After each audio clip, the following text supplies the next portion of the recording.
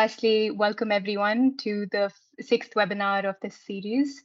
Thank you all for joining us today.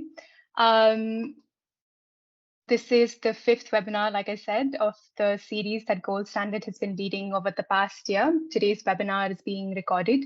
The recordings will be put up on the page of the webinar series on our website after the webinar.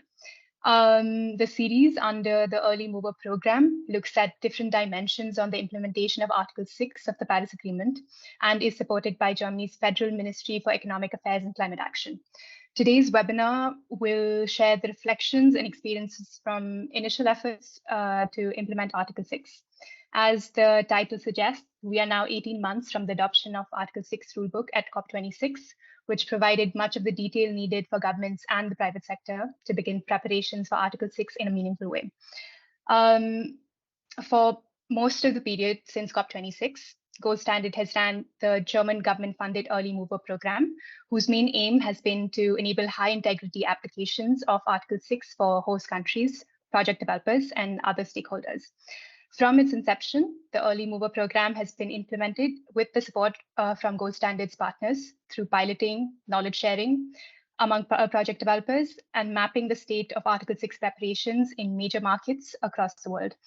We hope that today's session reflects the different perspectives for the development of regulation and guidance under Article 6, supporting all key stakeholders in the ecosystem, and also help others trying to take action under Article 6. For today's great panel, we have our implementing partners of the Early Mover Program taking on the role of panelists today. We have Marc André Marr from the Perspectives Climate Group, who led a piloting report for the program on authorization, supplemented with key lessons and best practice actions based on case studies. We then have Florian Eickhold from the New Carbon Market and Climate Finance Platform, who established and chairs an informal group for project developers for experience and knowledge sharing, as well as discussing challenges with the early implementation of Article 6. And finally, we have David Hynes from Adelphi, who led a study assessing Article 6 preparedness in major markets across the world to build a knowledge base for project developers and other key actors.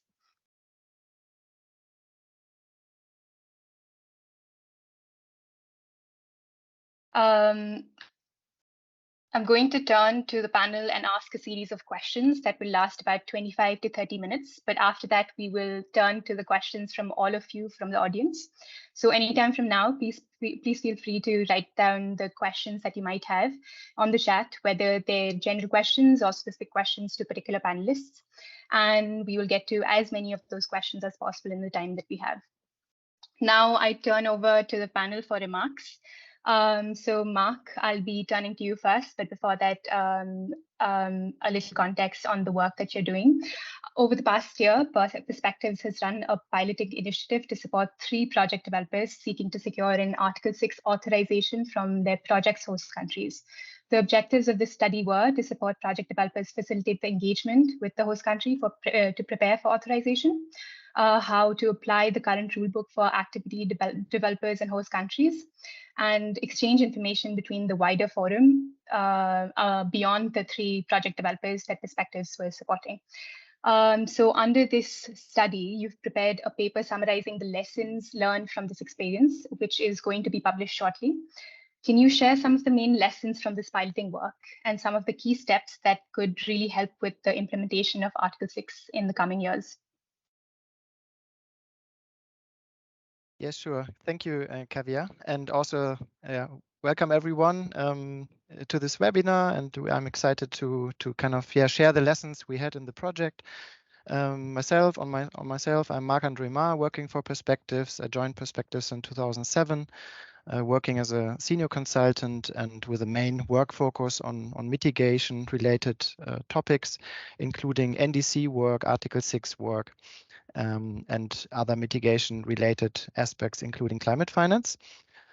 So I was coordinating and managing this project that Kavya just mentioned. And in this, we supported 3 different activity developers that have the kind of the interest or had the interest kind of to have an authorization for their specific activity under Article 6.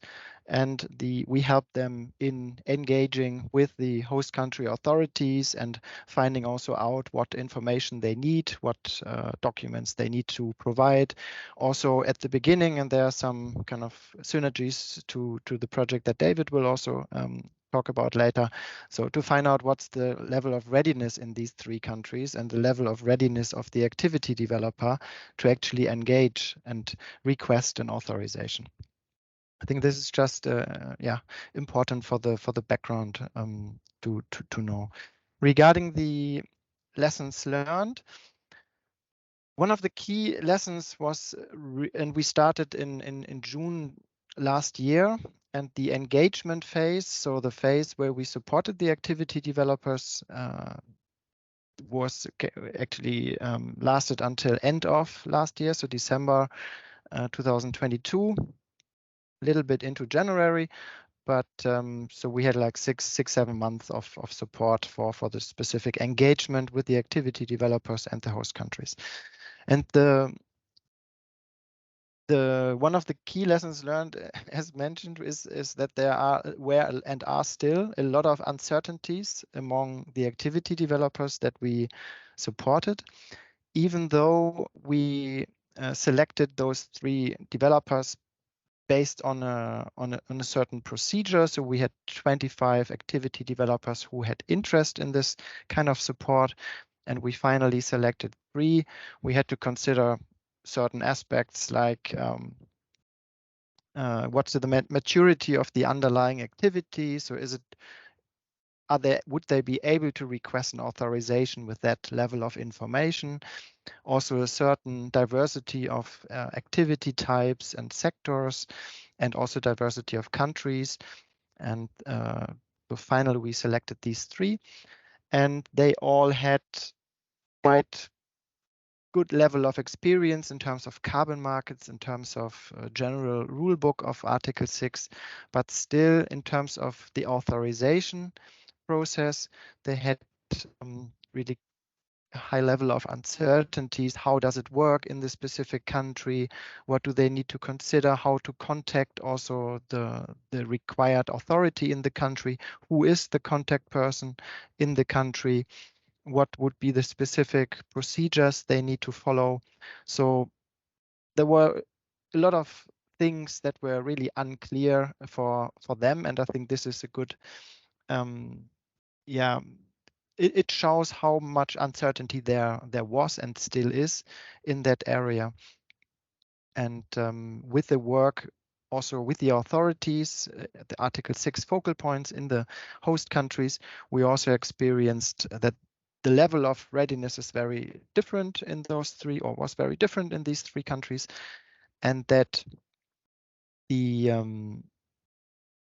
that there also were for some of the host countries also high level of uncertainty in terms of how they should engage with activity developers, what procedures should be in place, and so on and so forth. So there were only in one of the countries that we worked in, which is Ghana, during the course of this support program, late in November last year, the Article 6 framework with procedures and the actual institutional framework and everything was published.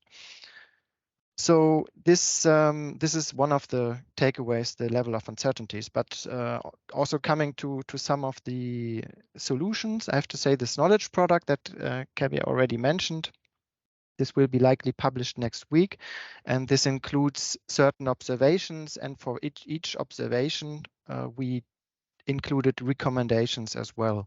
So this is kind of structured in that way that there are also recommendations or solutions to certain issues and uncertainties. It's important to know when it comes to authorizing mitigation outcomes of Article 6 that a clear mandate in that host country for an institution or and also clear guidance is needed.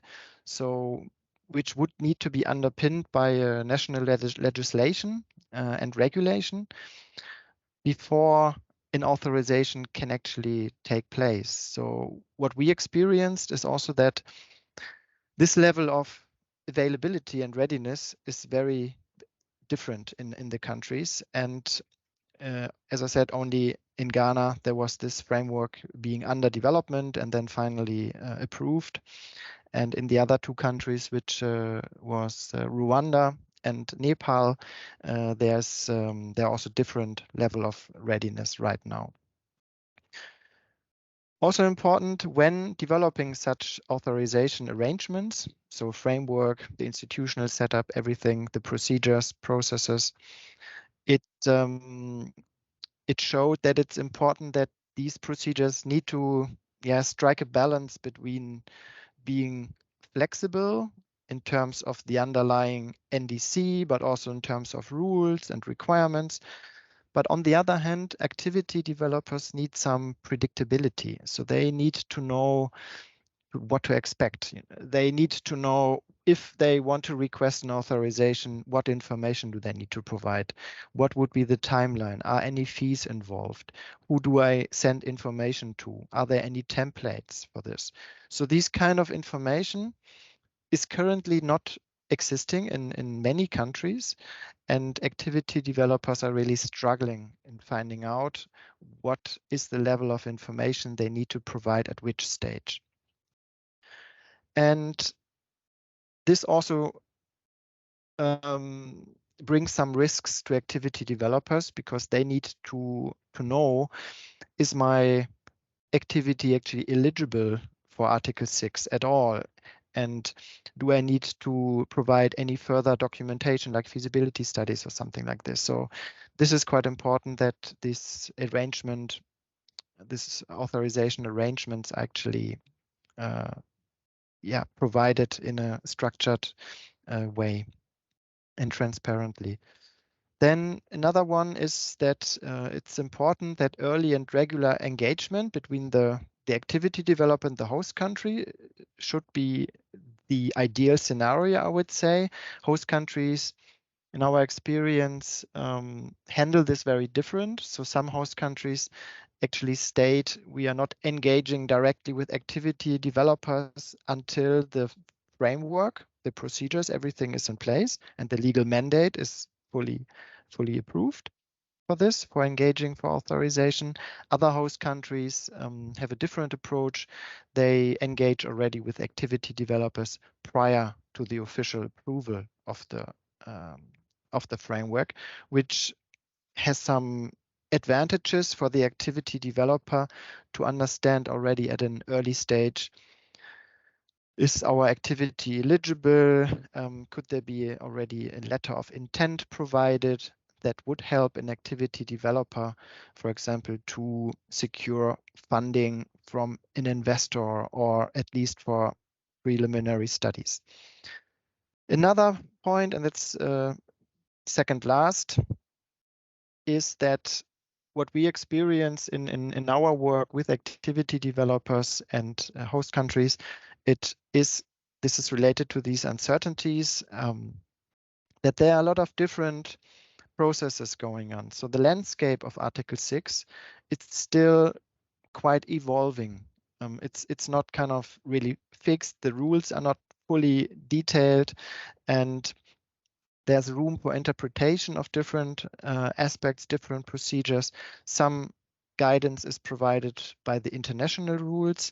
The procedures and details are rather provided by the national frameworks, which at the moment usually don't exist yet, only in very exceptional cases like Ghana. Then there is support provided by different multilateral organizations. They provide readiness. The level of readiness is very different in different countries. Information is very different in countries. So all this leads to some kind of insecure or level of uncertainty actually that activity developers are currently facing. And at the same time, so it's very difficult for them to keep pace and really understand what's going on, because the framework in one country can inform how other countries could do this, but what is also missing is practical experience in applying then these frameworks and procedures. And in my view, this is really crucial, that practical experience is really needed to show bottlenecks and to better understand where are the needs, and then for this to also better design specific rules, the Article 6 frameworks in the host countries, the detailed processes, and to get the feedback and engage with activity developers and also other actors. And that's why I've found this assignment very exciting to work on, because it was really to dig deeper into, okay, what are activity developers thinking? What needs do they have? What are uncertainties they have? What is the other side, the host country, focal points? What's their position? What are their risks, uncertainties, and needs? Their considerations they have to take into account, and how to match these two.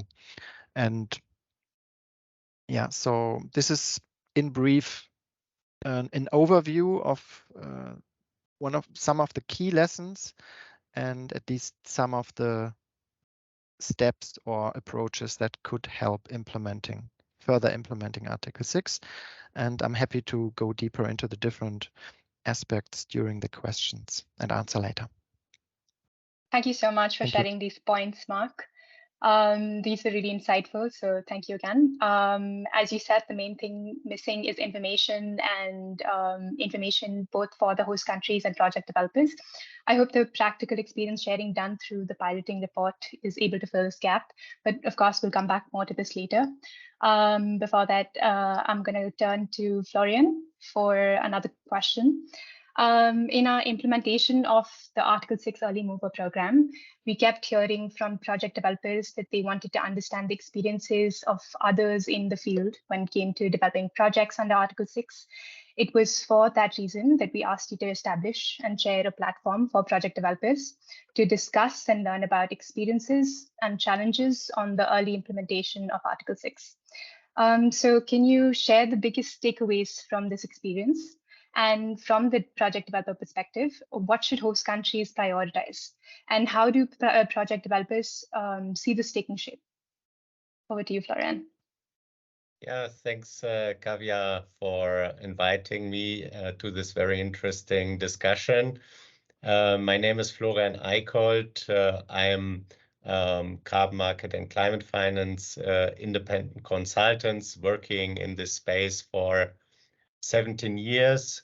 And lately I'm working on Paris alignment of carbon markets, supporting public and private sector in new processes aligning with the Paris Agreement rules to safeguard integrity for this market and support the implementation of the Paris Agreement.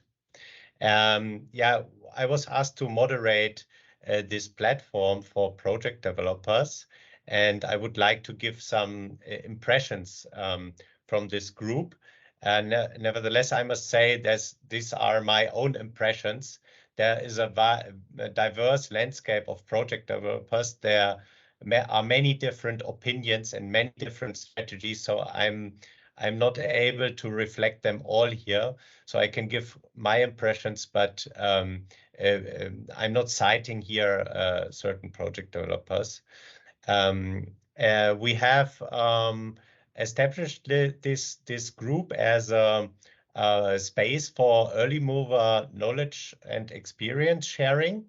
The main target group of this platform are project developers interested in the Article 6 development and the voluntary carbon market.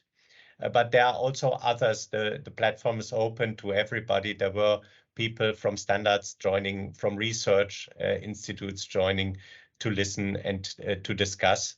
Based on the suggestions from participants, we select the most relevant topics for our agenda, and we discussed so far in 5 mainly virtual meetings since October last year until today these topics. And we have 2 more meetings scheduled. I will post later on a link to subscribe to this platform via the Gold Standard website. And we have 2 more meetings on the 15th this month, so next week, and on the 5th of June. So you still can join this platform and discuss. The interest in this space for discussion was significant, much more than we initially expected.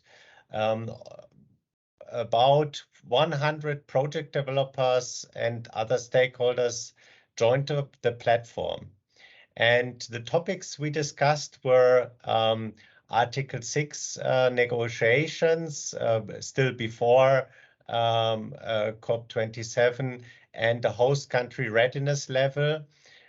We had in a panel discussion, we invited Vera, Gold Standard, World Bank, and the one member from the supervisory body of the 6.4 SB to join us in the discussion and to discuss the implementation, the new units, the registries, etc. How does it practically work? And we also had a brief meeting then at COP27 to see the progress of Article 6 and upcoming regulations in the voluntary carbon market. We have observed closely on the demand side and on the supply side. I will talk also a little bit on the demand side, as Marc mentioned, mainly the supply side. We had also then country-specific subgroups where we discussed with a certain set of project developers in certain countries, for example, in Tanzania, where we had built a subgroup for deeper discussion on country-specific matters.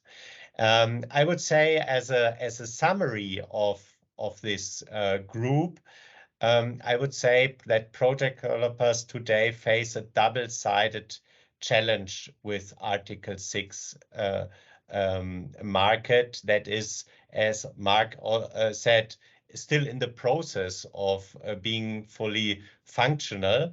And this double-sided challenge is on one side on the demand side, and the other side is the supply side. On the demand side, we have, of course, the compliance market and the compliance buyers that look for correspondingly adjusted units, and also the offset buyers that want to do Paris-aligned offsetting, also with corresponding adjustments. So all this type of credits that need corresponding adjustments, there's a huge interest in that.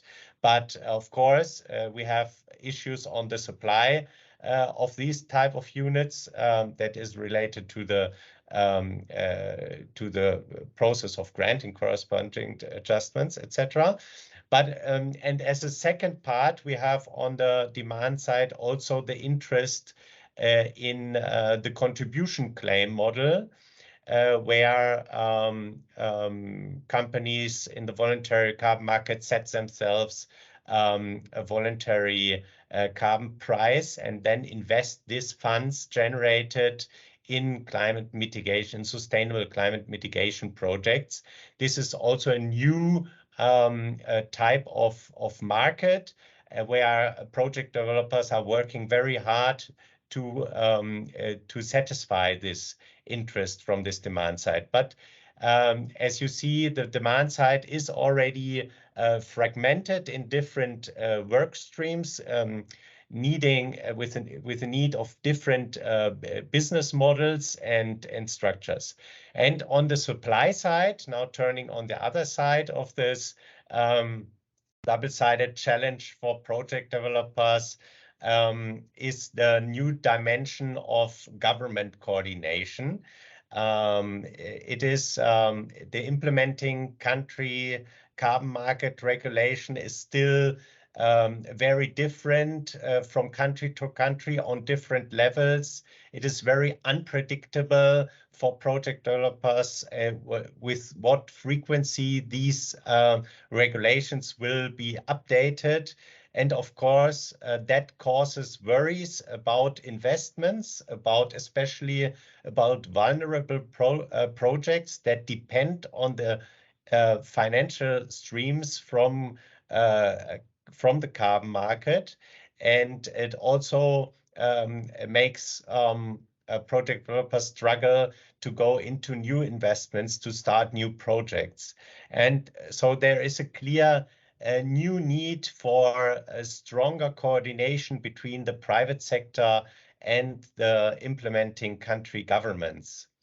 The project developers, nevertheless, I think, stand ready, and they signaled that to engage with the implementing country expert teams and governments to explore learning by doing the Article 6 implementation and regulation.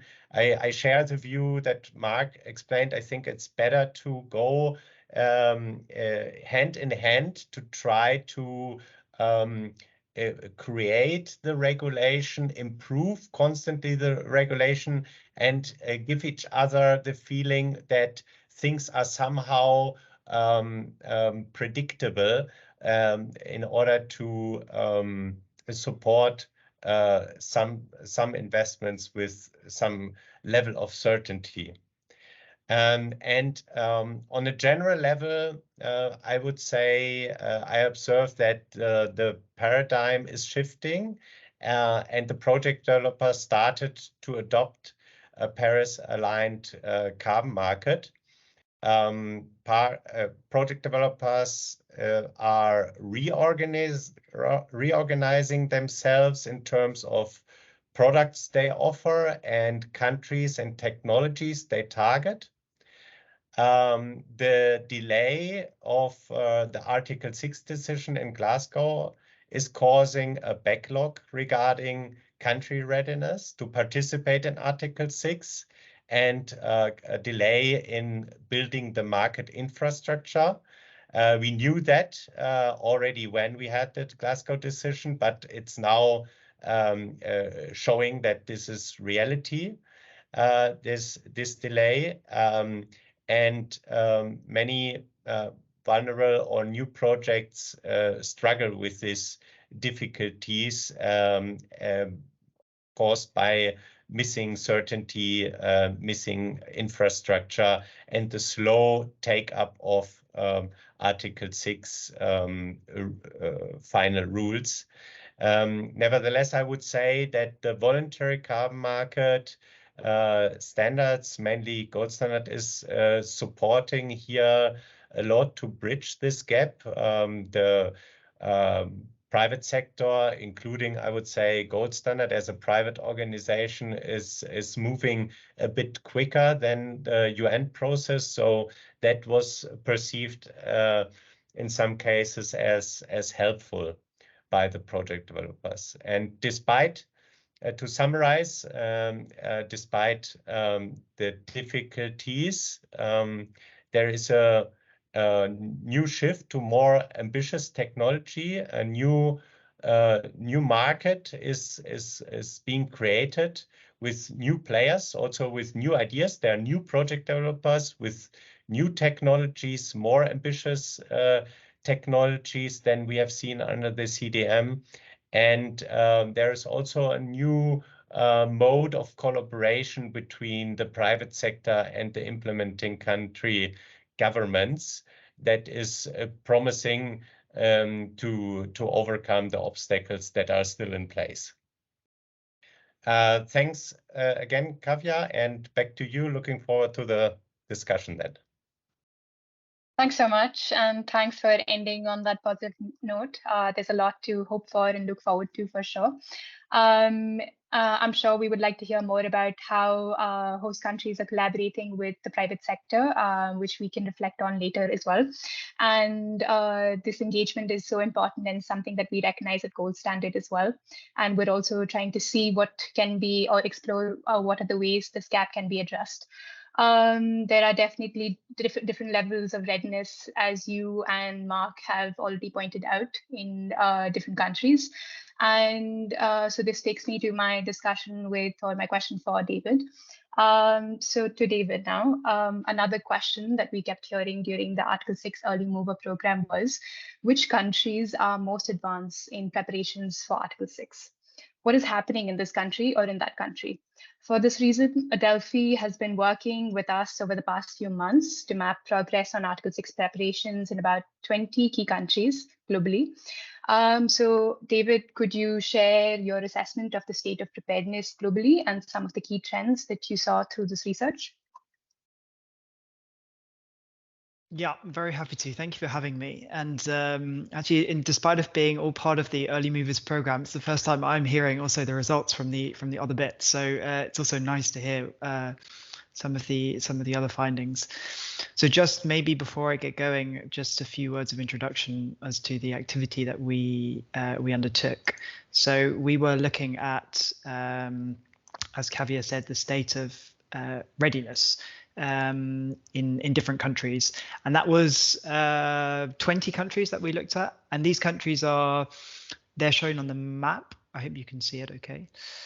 And basically we chose these countries on the basis that they are mostly those countries that are hosting the most gold standard projects, other than one or two, which we included because they have been significant hosts of mainly CDM projects in the past.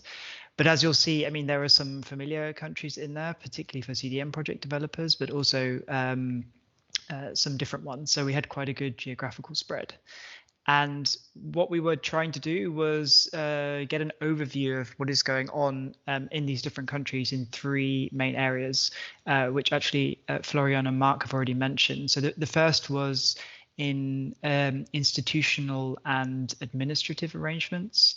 The second was to do with legal frameworks, and the third was to do with any domestic infrastructure that was being prepared.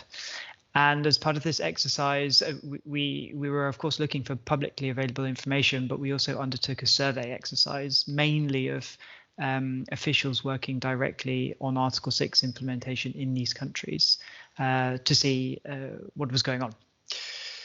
So now I need to stop sharing.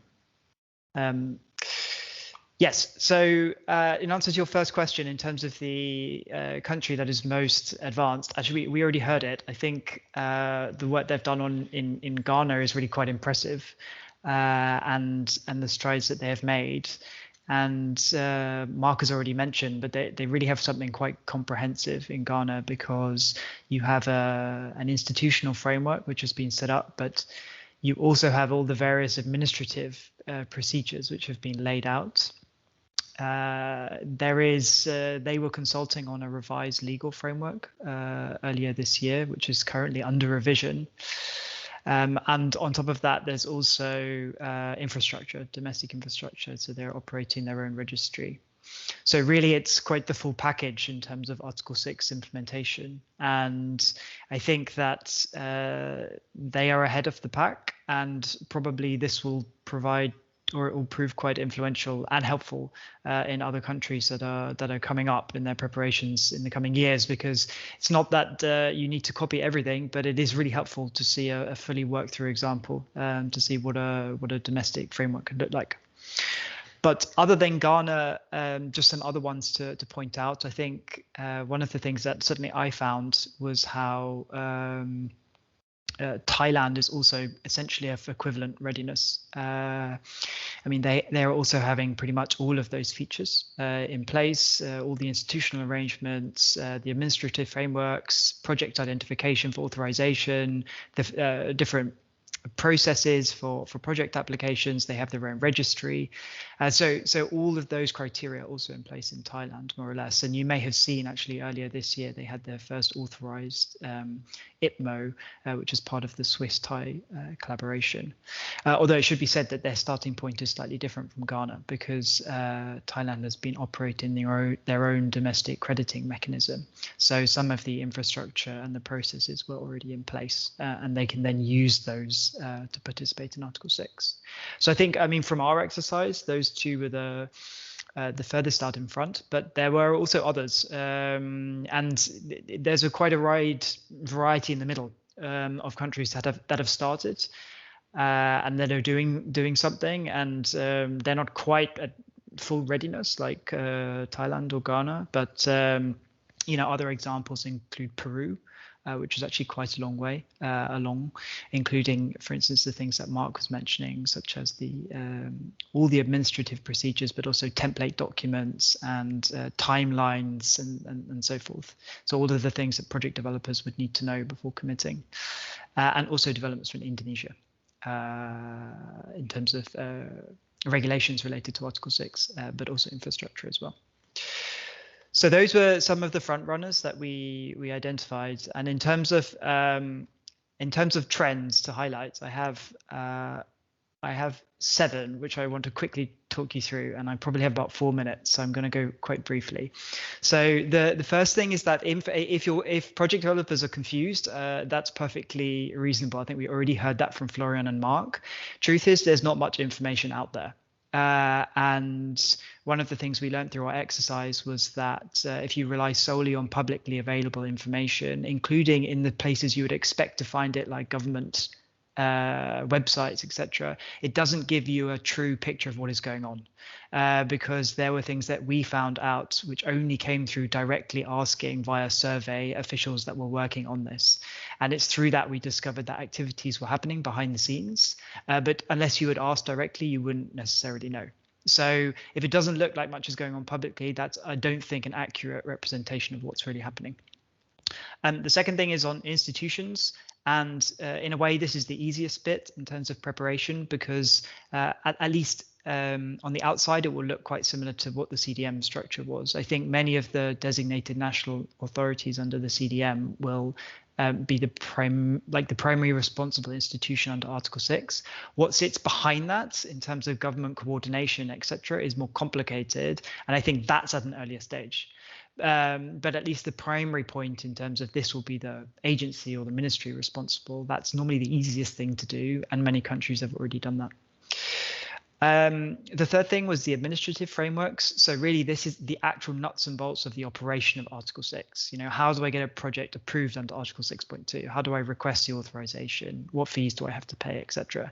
Those are, as Marc said, those are much rarer. But at the same time, we found that even when they're not existing, they are being considered in a number of countries. And given that these kind of administrative frameworks in many places are completely new, that itself is quite good, because I think for many, they are starting from scratch with elements of these administrative frameworks and having to grapple with the new concepts under Article 6. And so we didn't find that they're being prepared everywhere, but in many of the places that had activities to try and prepare for Article 6, they were including these admin frameworks. The next two were personally for me quite interesting. So the first was around legislation. And if you look at the current state of legislation, both related to carbon generally and also carbon crediting specifically, including the CDM, it's A, not very consistent, and it's B, not that common in these countries. And that is because by and large, you didn't need domestic legislation to implement the CDM. There are some exceptions. So countries like China and Vietnam did have domestic legislation, but most of them didn't. What is quite interesting is as part of Article 6 preparation, many countries are now looking at one form or another of legislation. And I think this will take different forms. But one of the forms that it will take is alongside participating in Article 6, there's growing interest actually from some countries, at least in establishing their own domestic crediting mechanisms.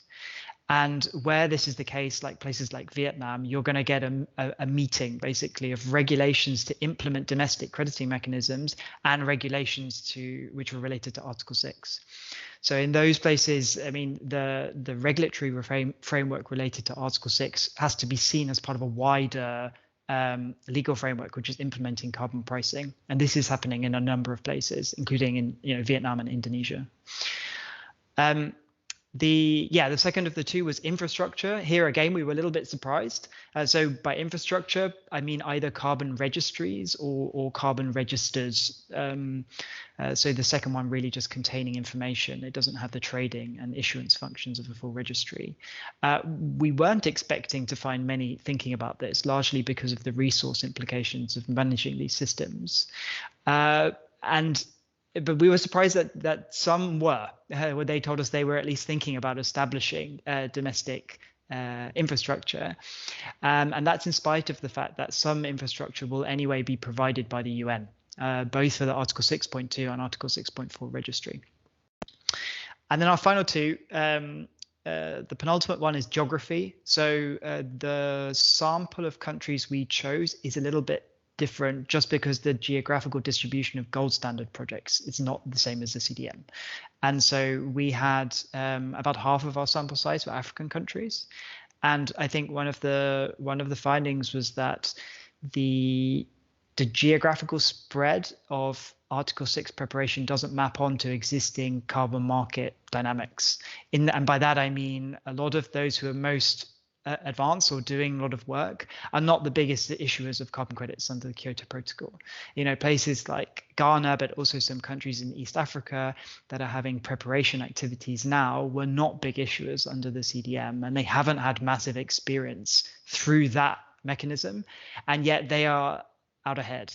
And that bodes quite well, I think, for Article 6, because one of the objectives behind it was the fact that the regional distribution and participation should be better than it was under the CDM. And at least from what we saw, at least the early indications are that it may move in that direction, and you will get a better distribution of activities. And it leads to my final point, which is why is that the case? It's the case because there's a lot of technical support out there. And it's both new technical support that's been offered, say, in the last year or two, but it's also activities that have been running now for a couple of years, and we're now seeing the culmination, and that is what is supporting the regional diversity of preparation activities, I think. And I mean, personally, I would expect that to bear more fruit in the next 2 to 3 years.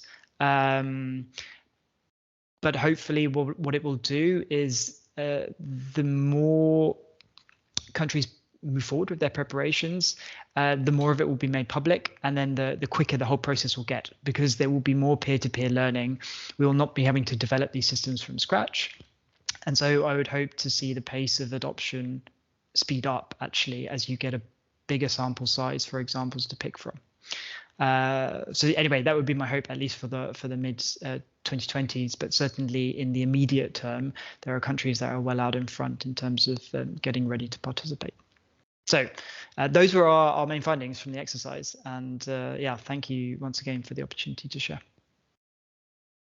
Thank you so much, David. That was really insightful and really fun to listen to, actually.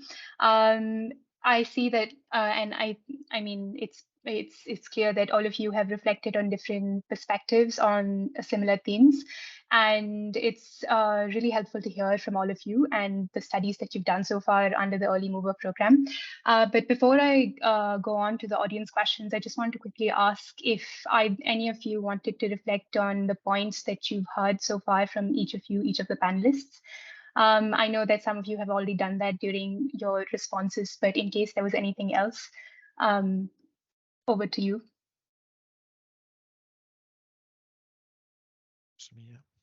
I see Marc, yeah, please go ahead. And Florian after that, sure. Okay, great.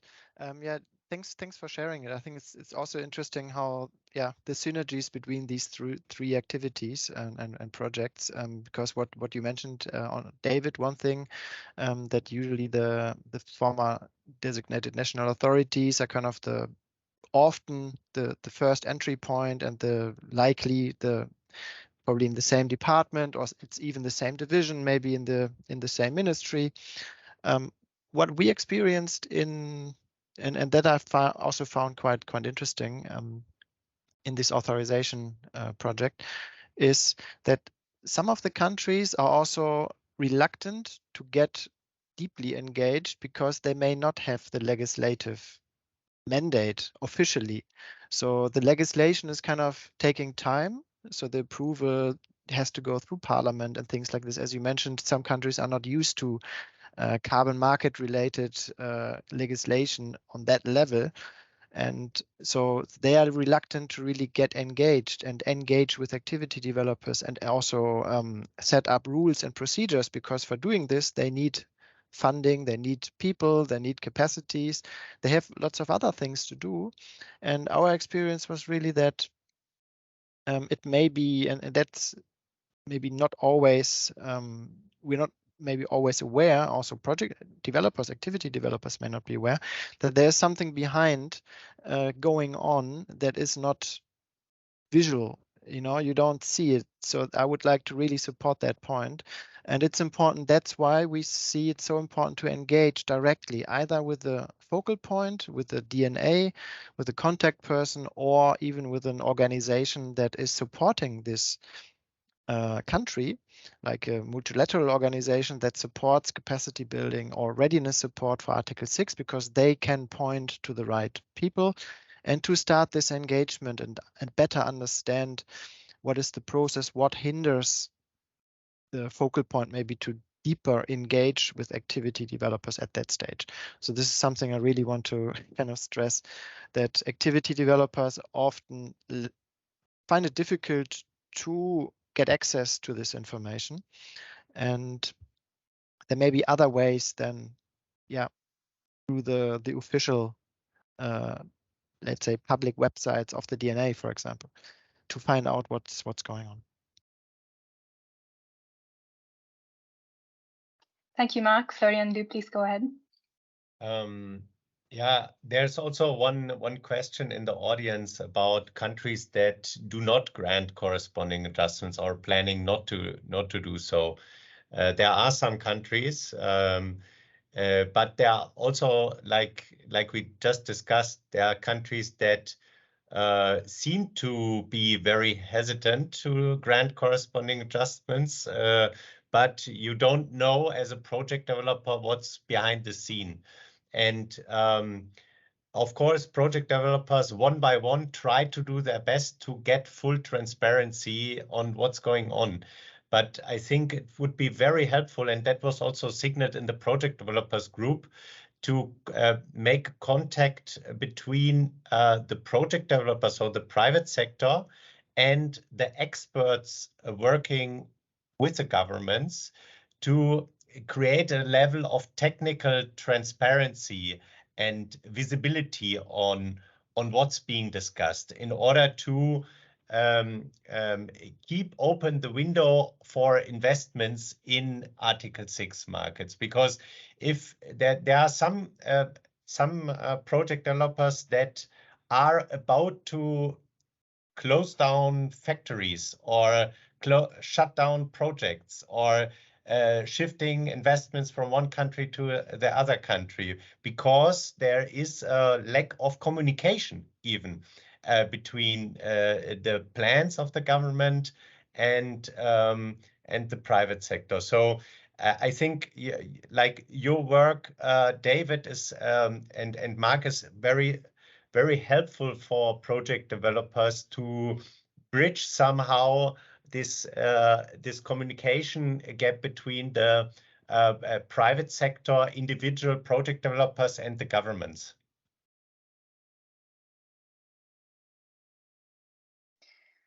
Thank you, Florian, for answering an audience question. And David, if you wanted to respond to either Marc or Florian, I know that they addressed you, but okay, all right. So we'll go ahead with the questions from the audience then. Thank you all of you for your remarks. So there's a first question that is directed at Florian. It's about CORSIA credit eligibility requirements. And Florian, if you've had the time to read that, do you have any thoughts on that?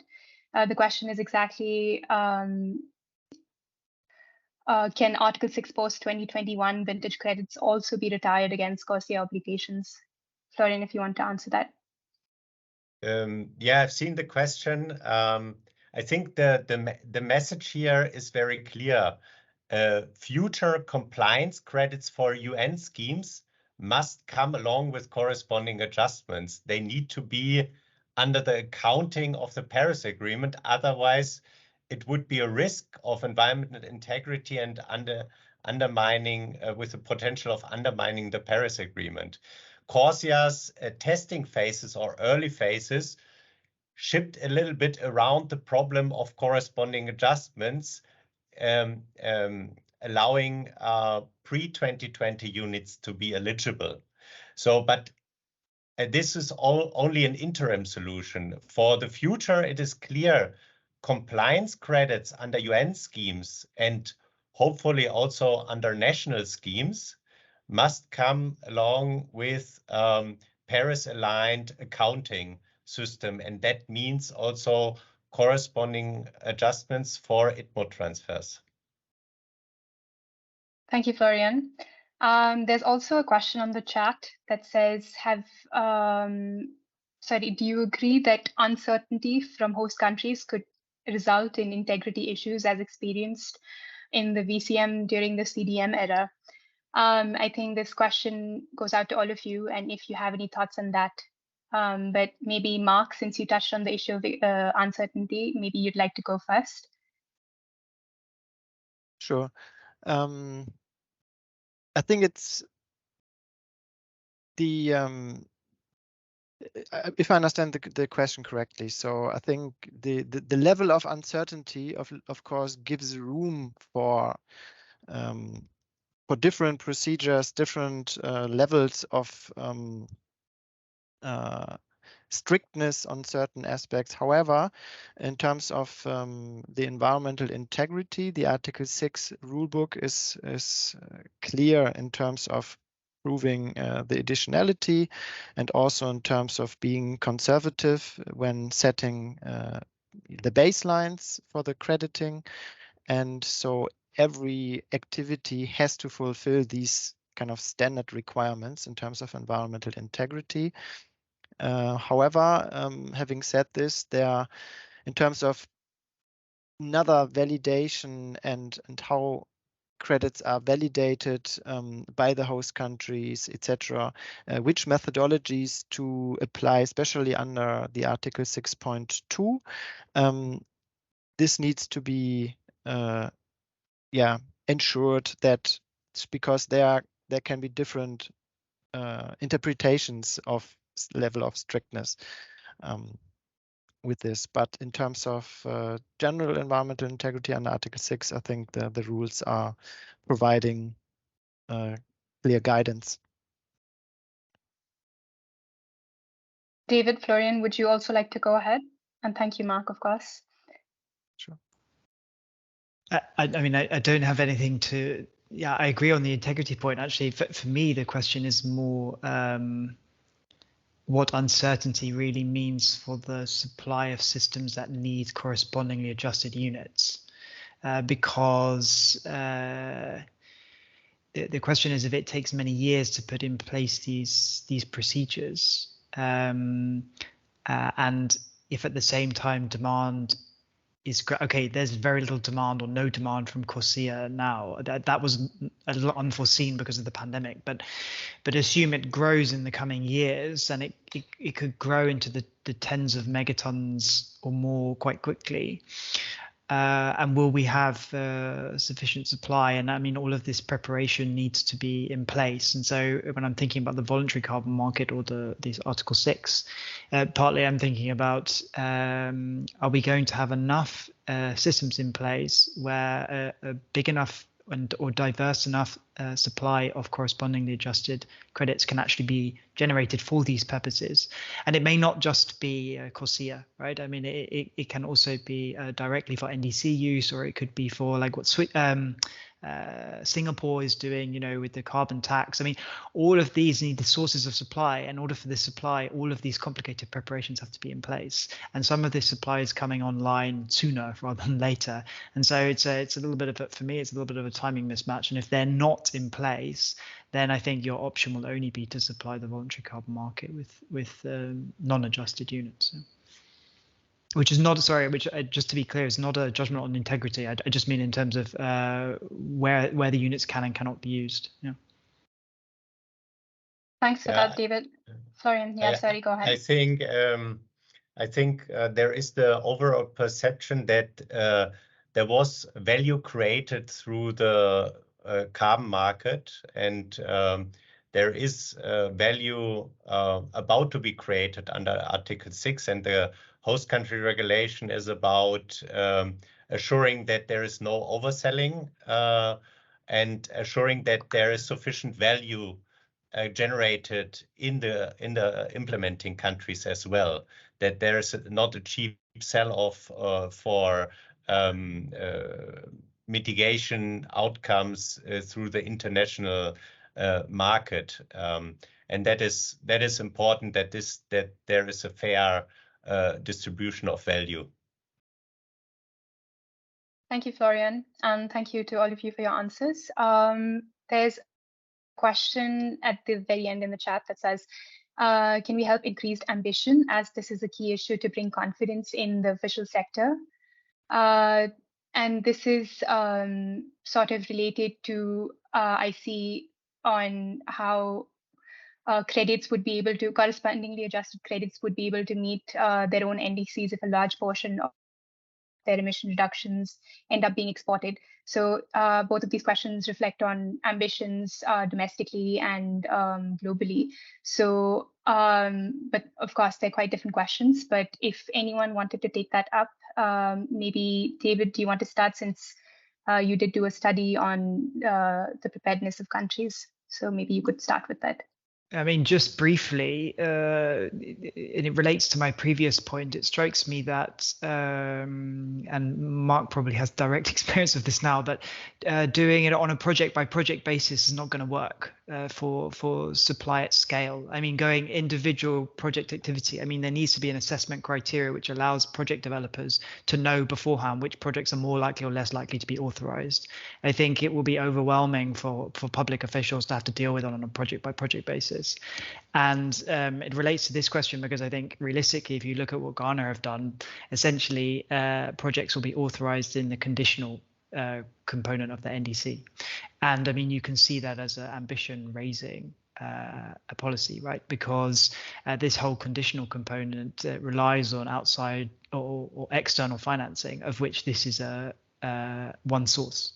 And so this is one quite intuitive way in which Article 6 and carbon crediting can actually, practically speaking, raise ambition relative to what would otherwise happen.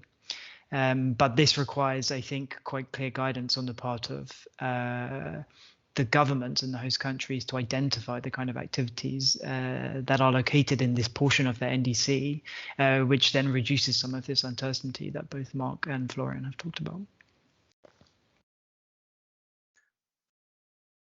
And if I can add maybe briefly, because it's one of the aspects which also came clearly out in our studies, that it's so important that the host countries not only develop these procedures and frameworks and administrative and institutional arrangements, but also have ideally a clear Article 6 strategy in place, with having for themselves to clarify what should be eligible activities or sectors that are eligible for them, because the host country authorizes, and the host country at the moment, with this level of uncertainty, or in many cases at least, they see also a certain risk of overselling, so if they have no really full clarity about the sectors, for which sectors activities to authorize ITMOs,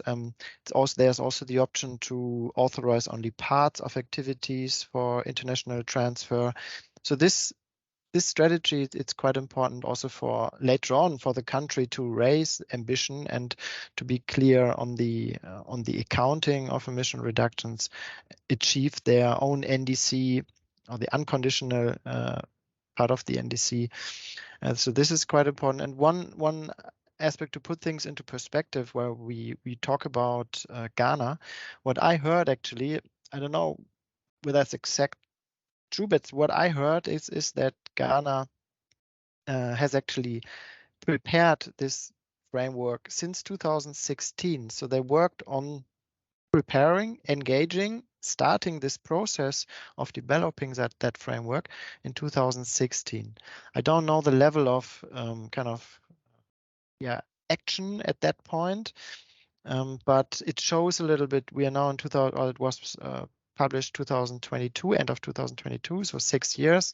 Of course, frontrunners always have it a bit more difficult, but I would assume that countries that are currently working on frameworks takes, from the experiences, 1-2 years with the legislation in place, the approval processes, etc.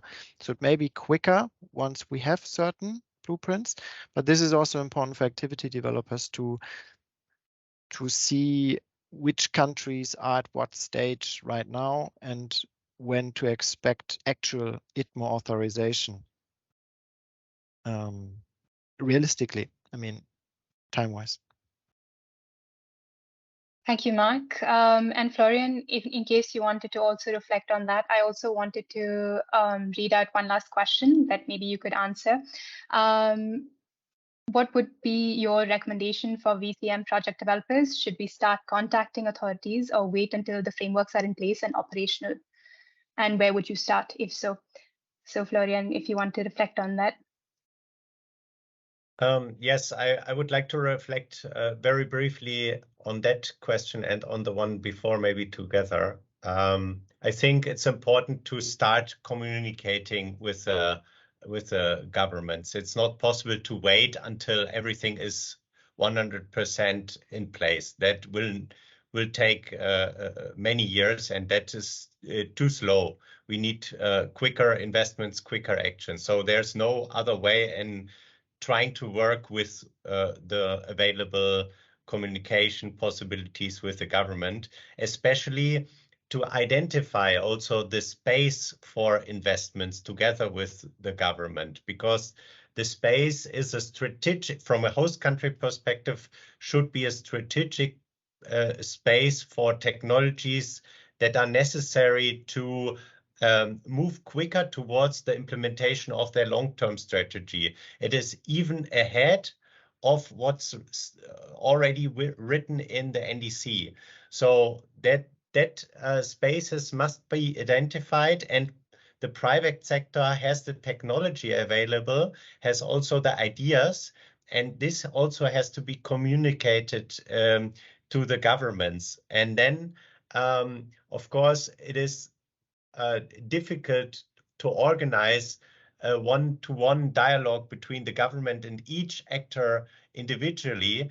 The governments I've seen in many countries are organizing kind of roundtables, dialogue groups with the private sector. That might be an interim solution where the government hosts webinars, maybe also with the support of Gold Standard or other entities to facilitate this dialogue and group a little bit the discussion to make it more operational for everybody.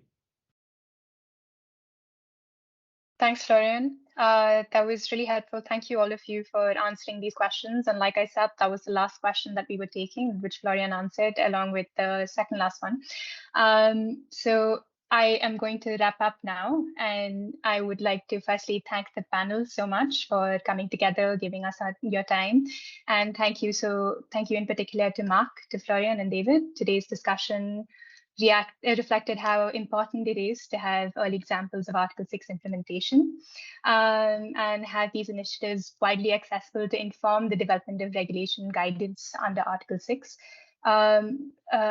This is really important to support all the stakeholders in the ecosystem and inform market-based cooperation to scale up finance and integrity at the very end, because that's what we're aiming for. And thank you also to the audience and the very insightful questions that were posed on the chat. I hope we were able to answer most of your questions, but I'm sorry if we missed a couple of them. We are reaching time now, and I'm really sorry if we missed some of them, but thank you so much for coming again. And a short reminder that the webinar, which is recorded, will be up on the website after this. So thank you, and thank you for coming and your time again. Bye-bye. Thank you. Bye-bye. Thank you. Thank you, everybody. Bye.